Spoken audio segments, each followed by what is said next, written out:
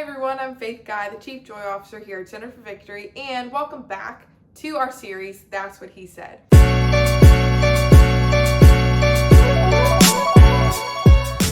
Now, last week we talked about time in, and I hope you got some time to think about and kind of contemplate that idea. Today, I want to talk to you about the pep talk. Now, the pep talk is a very specific story I have with my dad. I was, I believe, 8 or 9 years old, but I was in level 4 of gymnastics, which that was my first year competing in gymnastics. I competed, kind of most of my life. And, we all know gymnastics is a sport, or any type of sport, you're using a lot of mental strength as well as the physical. So I totally bombed this bar routine. Totally bombed it. I think I got like a 6. Like, it was not good. And I don't even, it just was not it. It was not good.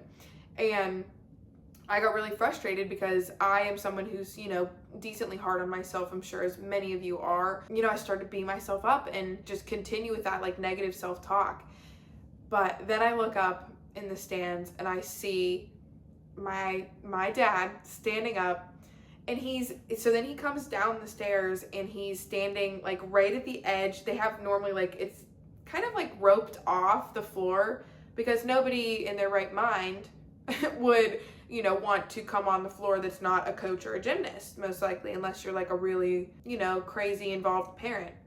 Lucky for me, I have that and had that in that situation. My coaches were trying to comfort me, and I think it was one of those things. I'm not a super lovey-dovey person. They were trying to show physical touch and be there, it's okay. And I'm not good with that, and my dad knows that. So he, I think, was just watching that and was no, this isn't gonna work. So he's basically at the ropes, I believe, and I'm sure he'll tell the story different from me, but obviously this is my perspective. If he wants to start his own series, he can go do that. So I look up, I see him there, and he's waving me over.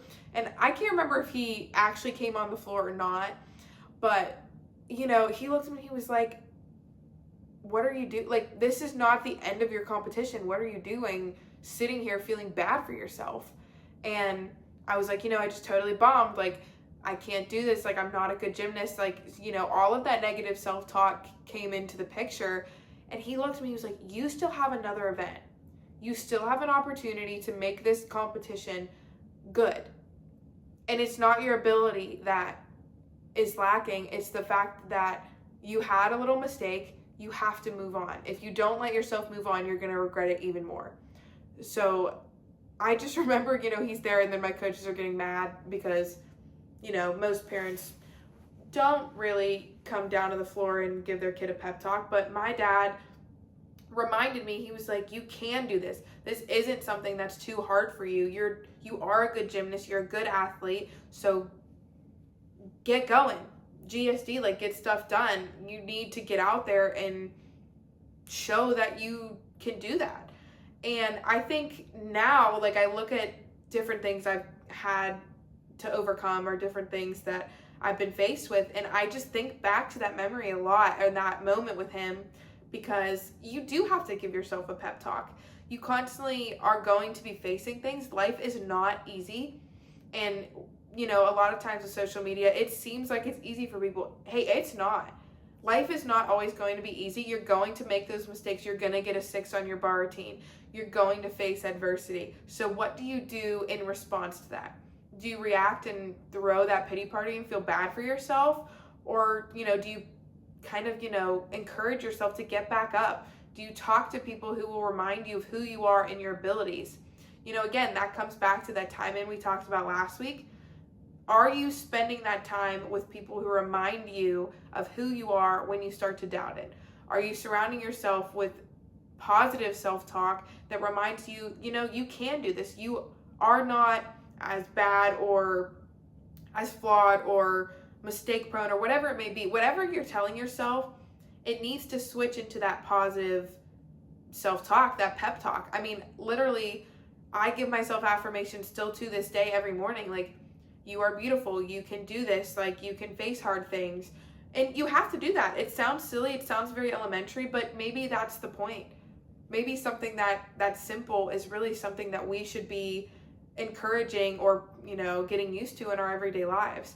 So whether you're the person who, fell on that bar routine and you're feeling bad for yourself, work through that. Make that pep talk something that's normal and included in your everyday routine. Or maybe you need to be that person for somebody else who you give the pep talk. Like, it's okay to give that compliment. It's a good thing to encourage other people and remind them of all of the good and truths in them. So I encourage you to do that this week. Take some time, maybe think about how you can give yourself that internal pep talk moving forward. Even, if it's external, say it out loud. I live alone, so there's nobody else to hear me but me in the morning. And I really enjoy that time with myself, being like, you got this. Like, start the day off right. Today's a good day and here's why. Start your day off like that. Remind people of who they are. Remind yourself of who you are, and in truth, not something that's negative, because if it's negative, that's not the truth about you or about somebody else. I encourage you to do that this week. Channel your inner dad, my dad, I guess, and give yourself that pep talk and give others that pep talk too. Thank you guys for tuning in to this week's episode of That's What He Said, and I will see you next week. Bye, guys.